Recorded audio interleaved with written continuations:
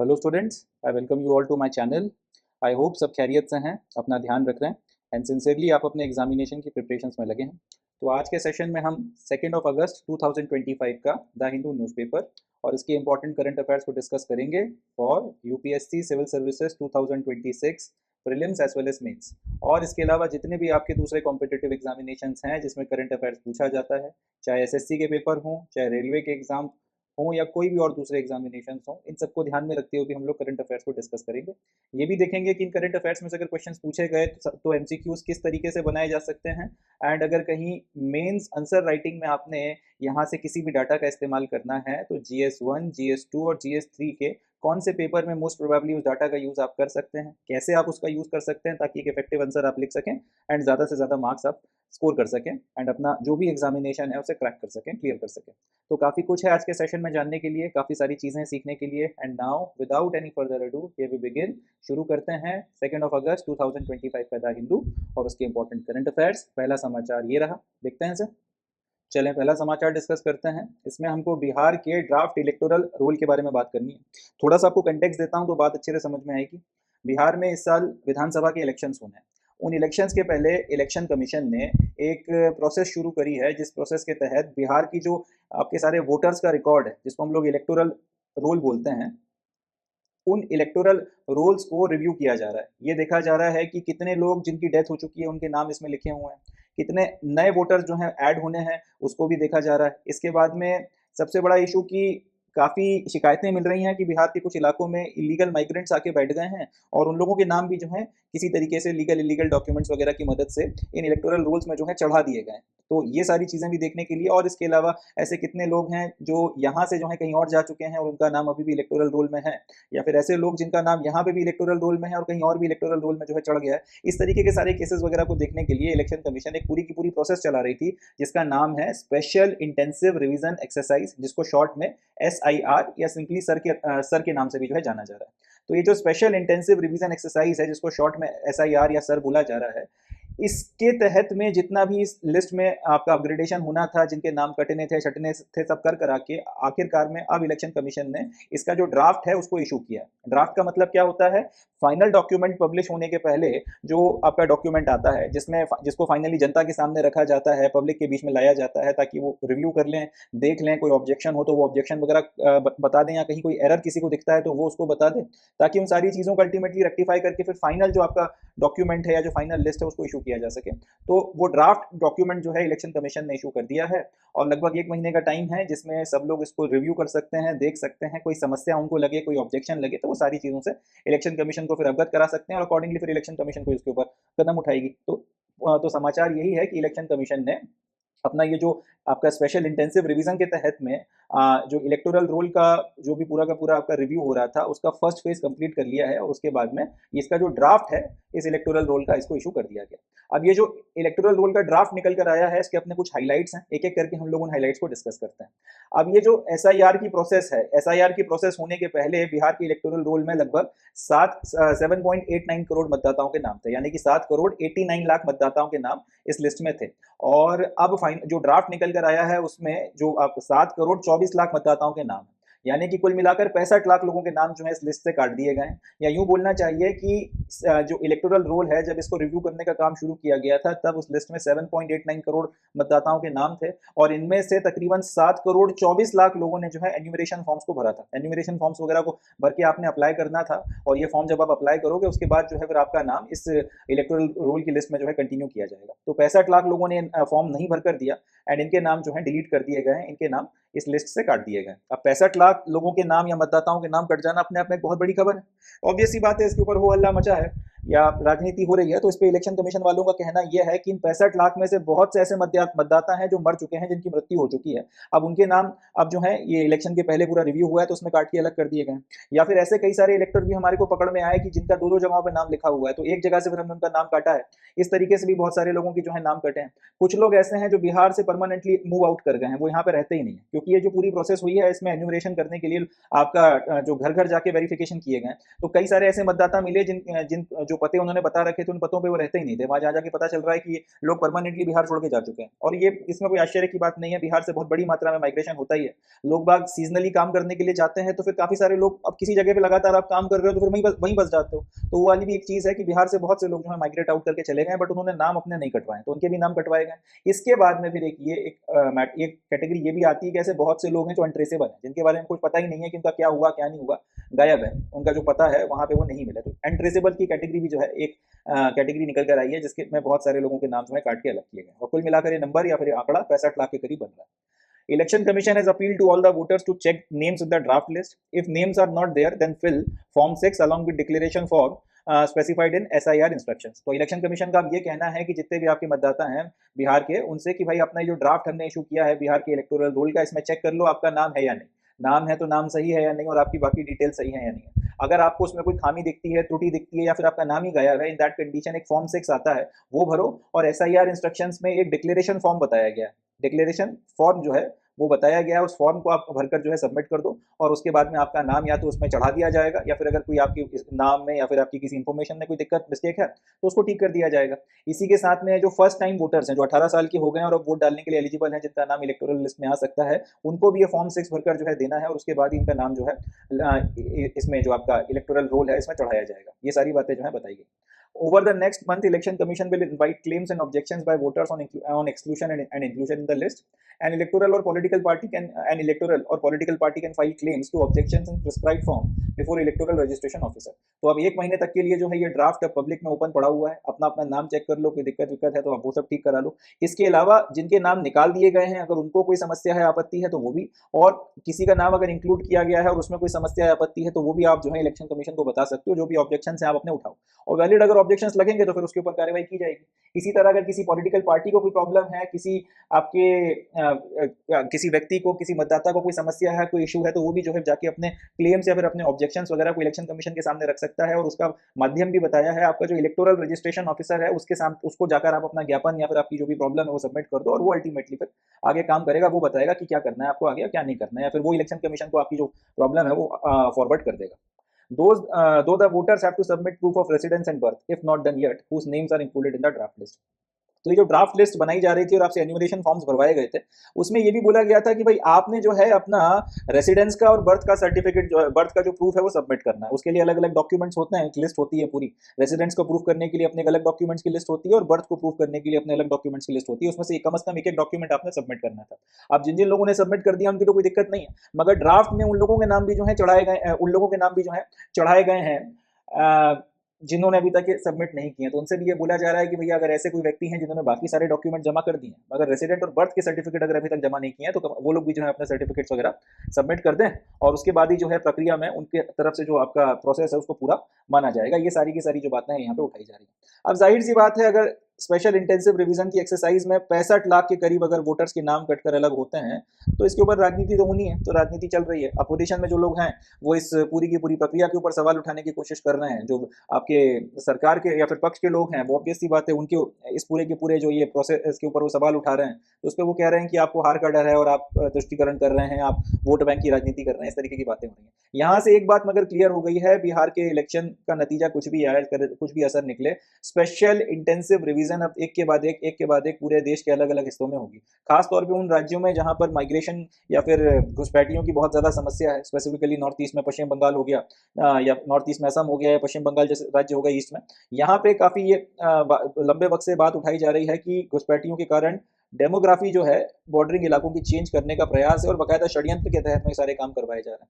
तो उसको रोकने के लिए, काउंटर करने के लिए इन राज्यों में भी जो है स्पेशल इंटेंसिव रिवीजन होगा, और यहाँ पे भी मुझे आश्चर्य नहीं होगा या फिर कि अगर 1-1.5 करोड़ से ज्यादा लोगों के नाम जो है इस लिस्ट से काट दिए जाए। पॉइंट यह है कि इसके ऊपर बहुत राजनीति होगी, और वो राजनीति बहुत खतरनाक रूप ले सकती है, जो शायद ठीक नहीं है, क्योंकि अल्टीमेटली आपके राजनीतिक हितों को राष्ट्र के हितों के ऊपर नहीं रखा जा सकता, और अगर कोई ये कर रहा है तो उसे इसके ऊपर सोचना चाहिए। देखते हैं इस पर और फर्दर क्या निकल कर आता है, ऊँट क्या करवट लेता है। मगर फिलहाल जो है कहानी यहाँ पे आके रुक गई है कि 65 लाख लोगों के नाम SIR के आपकी जो पूरी प्रोसेस है उसके तहत बिहार में काटकर इलेक्टोरल रोल से हटा दिए गए। चलें, that's it from this news. आगे बढ़ते हैं, नेक्स्ट न्यूज़ देखते हैं। चलिए नेक्स्ट न्यूज़ देखते हैं। अगले समाचार में हमको बात करनी है इंडियन नेवी के रिसेंटली अपॉइंटेड वाइस चीफ के बारे में। तो समाचार यह है कि वाइस एडमिरल संजय वात्स्यायन साहब को इंडियन नेवी के वाइस चीफ के तौर पर अपॉइंट किया गया है और इन्होंने अपना चार्ज ले लिया है। ठीक है जी, ध्यान से सुनिएगा, मैं क्या बोल रहा हूँ, इंडियन नेवी के वाइस चीफ, चीफ की बात नहीं कर रहा हूँ, vice chief of the naval staff के तौर पर, जिसको शॉर्ट में VCNS भी बोला जाता है या फिर कई बार VCOS भी बोला जाता है, इसके तौर पर जो है इन्होंने अपना चार्ज ग्रहण कर लिया है। फोटोग्राफी मैंने लगा रखा है, आप देख लीजिए इनको, ये इंडियन नेवी के अपने वाइस चीफ है। ये अपॉइंटमेंट इसलिए इंपॉर्टेंट है क्योंकि अपने जितने भी डे 1 के एग्जामिनेशन हैं, चाहे SSC हो गया, चाहे रेलवे हो गया, इसमें ये सीधा सीधा एक फैक्चुअल क्वेश्चन के रूप में पूछा जा सकता है। इसके अलावा इट गोज विदाउट सेइंग कि डिफेंस के जो भी एग्जामिनेशन, NDA हो गया, CDS हो गया, CAPF हो गया, XY ग्रुप के पेपर हो गए, और भी जो दूसरे एग्जामिनेशन हैं उसके लिए तो खैर ये न्यूज इंपॉर्टेंट है ही, तो इसको अपने को याद रखना है। चलें, तो संजय वात्स्यायन साहब vice chief of naval staff के तौर पर अपॉइंट हो गए। लगभग 30 सालों से या 3 डेकेड से ये इंडियन नेवी में अपनी सेवाएं दे रहे हैं और बड़ा डिस्टिंग्विश किस्म का इनका करियर रहा है। ये गनरी और मिसाइल सिस्टम के जो हैं एक्सपर्ट माने जाते हैं। गनरी का मतलब क्या, ये जो आपका शिप्स के ऊपर गन्स लगी होती हैं जिससे नेवी अपने जो भी टारगेट्स हैं उनको हिट करती है, उन गन्स वगैरह के का जो पूरा का पूरा आपका मैकेनिज्म है, पूरा ऑपरेशन वगैरह है, ये सारी चीज़ों को जिस पर्टिकुलर आप कह सकते हैं डोमेन में पढ़ा जाता है उसे गनरी बोला जाता है। तो गनरी के एक तो ये एक्सपर्ट है, और साथ ही साथ जो मिसाइल सिस्टम्स लगे होते हैं अलग अलग किस्म के शिप्स के ऊपर, जिसकी मदद से एक जो नेवी का जहाज है वो जमीन पे भी कोई टारगेट हिट कर सकता है समुद्र से या सी से, दूसरा अगर समुद्र से समुद्र में ही कोई आपको टारगेट हिट करना है तो वो भी कर सकता है, और अगर चाहे तो आपका शिप से या समुद्र से एयर में कोई टारगेट है, चाहे कोई ड्रोन हो चाहे कोई फाइटर जेट हो, इनको भी हिट कर सकता है। तो इसके लिए जो पूरा मिसाइल सिस्टम का इस्तेमाल किया जाता है उसके भी ये एक एक्सपर्ट रहे हैं, उसके भी एक्सपर्ट के तौर पर इन्होंने अपना काम किया है, सेवाएं दी हैं। जाहिर सी बात है, अगर किसी व्यक्ति को आपने नेवी का वाइस चीफ बनाया है तो he must be an brilliant officer, और एक एक्सेप्शनली अच्छा करियर उनका रहा ही होगा। तो हम लोग ये एक्सपेक्ट करते हैं कि नेवी चीफ के तौर पर ये नेवी को और आगे लेकर जाएं और देश के प्रति अपनी जो भी काम ये कर रहे हैं उसको और ज़्यादा एफिशिएंसी के साथ में करें। मगर अपने एग्जाम पॉइंट ऑफ व्यू से इनका अपॉइंटमेंट इसलिए इंपॉर्टेंट है क्योंकि करंट अफेयर्स में ये सीधा सीधा जो इस तरीके के हाई प्रोफाइल अपॉइंटमेंट्स होते हैं एक फैक्चुअल क्वेश्चन के रूप में पूछा जाता है, तो अपने को उनका नाम आने वाले कम से कम 6 महीनों के एग्जामिनेशन के लिए ध्यान रखना है। चलें, that's it from this news. Next news देखते हैं। चलो नेक्स्ट न्यूज़ डिस्कस करते हैं। इस न्यूज़ में हमको नेशनल फिल्म अवार्ड्स के बारे में बात करनी है। तो समाचार यह है कि 71st नेशनल फिल्म अवार्ड्स की घोषणा कर दी गई है और ये अवार्ड्स 2023 में जो फिल्में रिलीज हुई थी उसके लिए दिए जा रहे हैं। इसकी हाइलाइट्स को डिस्कस करने के पहले एक दो बातें आपसे कि ये साल चल रहा है 2025 और 2023 में जो फिल्में रिलीज हुई थी आपका जनवरी 2023 से लेकर दिसंबर 2023 तक के बीच में, उनके लिए ये अवार्ड्स 2025 में अनाउंस किए गए। ठीक है, इसी तरह से 2025 में जो फिल्में अभी रिलीज होंगी इसके लिए जो नेशनल फिल्म अवार्ड्स हैं वो 2027 में दिए जाएंगे। 2024 में जो फिल्में रिलीज हुई होंगी उनके लिए नेशनल फिल्म अवार्ड 2026 में दिए जाएंगे। तो कहने का मतलब यह है कि नेशनल फिल्म अवार्ड जिस साल के लिए दिया जाता है वो फिल्में उससे कम से कम 2 साल पहले जो है रिलीज हो चुकी होती हैं। इस साल के लिए अगर नेशनल फिल्म अवार्ड दिया जाएगा तो वो अभी से 2 साल के बाद में दिया जाएगा। इसकी वजह यह है कि अगर हम कोई भी एक साल पकड़ लें, 1 जनवरी से लेके 31 दिसंबर उस साल का जो भी है उसके बीच में फिल्में रिलीज हुई हैं, जैसे 2025 की बात कर लेते हैं, तो 1 जनवरी 2025 से लेके 31 दिसंबर 2025 तक जो फिल्में रिलीज होंगी, अब ये दिसंबर की फिल्में 26 में भी चलेंगी, 1 महीना 2 महीना 3 महीने तक भी खिंच सकती हैं, 2026 में भी चलेंगी। अल्टीमेटली इसके बाद में फिल्मों के ऊपर डिबेट होगा, डिस्कशन होगा, क्रिटिसिज्म होगा, इनका जो भी समाज के ऊपर इम्पैक्ट निकल कर आया है, पॉजिटिव नेगेटिव, ये सारी चीजें डिस्कस होंगी। उसके जो अलग अलग एस्पेक्ट्स होते हैं, उनकी सिनेमेटोग्राफी कैसी है, उनकी स्टोरी कैसी है, डायरेक्शन कैसा है, नरेशन कैसा है, एक्टिंग कैसी है, इन सारी चीजों के ऊपर जो है आपका जितना भी वाद विवाद डिबेट डिस्कशन होना है लगभग 2 सालों में वो पूरा हो जाता है। जितना भी आपका क्रिएटिव किस्म का एनालिसिस होता है, जो भी कमेंट्री होती है, सारी चीजें हो जाती हैं और उसके बाद 2 साल का इस पूरे विश्लेषण के बाद में आप ज्यादा बेहतर तरह से फैसला कर सकते हैं कि कौन सी वो फिल्में हैं जो नेशनल लेवल पर अवार्ड डिजर्व करती हैं और किन किन कैटेगरीज में करती हैं। इसलिए लगभग ये एक नॉर्म सा है कि जो भी आपके अवार्ड दिए जाते हैं वो कम से कम 1 साल छोड़ के दिए जाते हैं, या यूं बोलना चाहिए कि 2025 के जो है वो 1 साल छोड़ के 2027 में दिए जाएंगे और एंड सो ऑन, इस तरीके से जो है या नेशनल फिल्म अवार्ड्स वगैरह दिए जाते हैं। तो ये तो आपको थोड़ा सा बैकग्राउंड समझाना था। तो याद रखना है 71st जो नेशनल फिल्म अवार्ड है वो 2023 की रिलीज फिल्मों के लिए है, ना कि 24 के लिए या 25 के लिए। यहाँ पे फंसाने के लिए एक फैक्ट बनाया जा सकता है। एक तो ये बात हो गई। हाइलाइट्स क्या क्या हैं, तो बेस्ट फिल्म की कैटेगरी में 12th फेल को बेस्ट फिल्म का अवार्ड मिला है। इसमें किसी को आश्चर्य नहीं होना चाहिए, जबरदस्त फिल्म थी, मोटिवेशनल फिल्म थी और जिस तरीके की इसमें एक्टिंग की गई है, जिस तरीके का पूरे फिल्म को बनाया गया है, ये फिल्म डिजर्विंग थी, इसको अवार्ड मिला है, मुझे किसी तरीके का आश्चर्य नहीं है, वेल डिजर्व अवार्ड है। इसके बाद में बेस्ट एक्टर मेल की कैटेगरी में 2 एक्टर्स को अवार्ड दिया गया है। विक्रांत मासे को अवार्ड दिया गया है 12th फेल के लिए, फिर वही बात आती है, बहुत जबरदस्त एक्टिंग थी, वेल डिजर्व अवार्ड है। और शाहरुख खान को दिया गया है जवान के लिए। देन बेस्ट एक्ट्रेस में रानी मुखर्जी को मिसेस चैटर्जी वर्सेस नॉर्वे करके कोई फिल्म आई थी, उसके लिए अवार्ड दिया है। ऑब्वियस सी बात है, अच्छी फिल्म रही होगी और इन्होंने अच्छा एक्टिंग करी होगी, तभी इनको नेशनल फिल्म का आपका बेस्ट अवार्ड जो है दिया जा रहा है एक्ट्रेस का। बट मैंने फिल्म देखी नहीं है, तो I can not say anything about that कि मूवी कैसी थी या कैसी नहीं थी। देन बेस्ट डायरेक्शन की में केरला स्टोरी करके जो मूवी आई थी, काफ़ी सेंसिटिव मूवी थी, सूर्यतो सेन को उसके लिए बेस्ट डायरेक्टर का अवार्ड दिया गया। ये अब जो अगली वाली जो फैक्ट है, इसको अपने को एग्जाम पॉइंट ऑफ व्यू से याद रखना है कि बेस्ट शॉर्ट फिल्म का अवार्ड दिया गया गिद्ध द स्कैवेंजर को। गिद्ध द स्कैवेंजर के नाम से एक शॉर्ट फिल्म बनी थी, काफ़ी सेंसिटिव शॉर्ट फिल्म है, आप लोगों को देखनी चाहिए, यूट्यूब पे मिल जाएगी। इसको जो है बेस्ट शॉर्ट फिल्म का अवार्ड दिया गया। And then best children film की कैटेगरी में नाल 2 को जो है मराठी में ये आपकी पूरी मूवी बनी है, इसको जो है अवार्ड दिया गया। तो ये कुछ फैक्ट्स हैं जो अपने को याद रखने हैं। वैसे तो और भी कैटेगरीज में अवार्ड दिए गए थे, बट इतने मेन कैटेगरीज के अवार्ड अपने को याद रखना बहुत है। एग्जामिनर ने अगर क्वेश्चन ऐसा बनाना है कि आपसे ना बने, तो फिर अपन कितने भी रट लें, अल्टीमेटली वो आपसे नहीं बनेगा। मगर अगर मोटे मोटे तौर पर जहाँ से क्वेश्चन पूछे जाते हैं, तो इतना अपने को याद रखना है। और उसमें भी स्पेसिफिकली जो ये शॉर्ट फिल्म है, इसका नाम अगर ध्यान रह सके तो ज़्यादा बेहतर है। एक दो बार पूछा गया है कि ये बेस्ट शॉर्ट फिल्म की कैटेगरी में किसको अवार्ड दिया गया था, इसलिए मैं आपको हाईलाइट करके ये बात बोल रहा हूँ। गिद्ध द स्कैवेंजर, इसको अपने को ध्यान रखना है। चलें, that's it from this news. Next news देखते हैं। नेक्स्ट न्यूज़ देखते हैं। अगले समाचार में हमको ब्लूबर्ड सैटेलाइट के बारे में बात करनी है। ISRO said that it will launch Bluebird communications satellite developed by United States based AST Space Mobile in 3 to 4 months। तो यूनाइटेड स्टेट्स में कोई कंपनी है जिसका नाम है AST स्पेस मोबाइल, उसने एक कम्युनिकेशन सैटेलाइट डेवलप करी है जिसका नाम है ब्लूबर्ड कम्युनिकेशन सैटेलाइट, और इसको लॉन्च करने की जिम्मेदारी उन्होंने इसरो को दी है। अब इसी के ऊपर इसरो ने जो है ये स्टेटमेंट दिया है कि आने वाले 3 से 4 महीनों में वो इस ब्लूबर्ड सैटेलाइट को लॉन्च कर देंगे। इसका वजन लगभग 6500 किलोग्राम है। 6500 किलोग्राम की सैटेलाइट है, तो जाहिर सी बात है काफ़ी वजन वाली सैटेलाइट है, काफ़ी बड़ी सैटेलाइट है। और ये सितंबर के महीने तक इंडिया में आ जाएगी। यूनाइटेड स्टेट्स में ये सैटेलाइट को बनाया गया है और शिप कर दिया जाएगा अल्टीमेटली, तो सितंबर के महीने तक ये इंडिया पहुंच जाएगी। और उसके बाद में फिर इसरो की जिम्मेदारी है कि सैटेलाइट को आपने लॉन्च करना है। अब इसको लॉन्च करने के लिए इसरो अपना LVM-3 के नाम से एक लॉन्च व्हीकल है, जो इसका सबसे स्ट्रॉन्गेस्ट लॉन्च व्हीकल है, जिसको पहले GSLV MK3 के नाम से जाना जाता था, इसका इस्तेमाल करेगी और श्रीहरिकोटा से जो है सैटेलाइट को लॉन्च किया जाएगा।